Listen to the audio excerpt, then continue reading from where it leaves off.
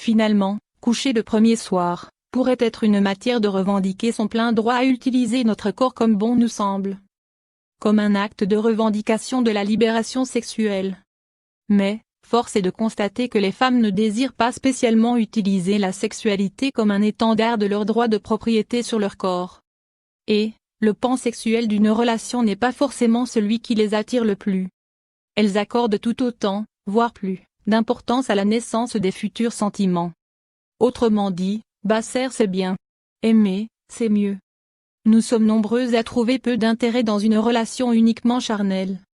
La tendresse, l'attachement, la complicité, et parfois l'engagement, nous semblent bien plus attrayants que de mettre un cylindre dans un cercle.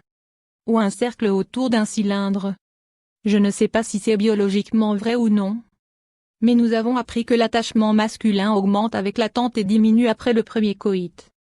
Une histoire d'hormones que l'homme développerait pendant la période de désir. Étant donné que nous sommes beaucoup à vouloir plus qu'un coït, attendre c'est assurer l'attachement de l'autre. Une technique, en somme. Ainsi, nous suivons les conseils des 3 jours. Par préférence pour un partenaire à une multitude de corps presque anonymes, sur lesquels projeter nos fantasmes. Attendre est donc une technique pour accrocher monsieur et entrer dans le couple.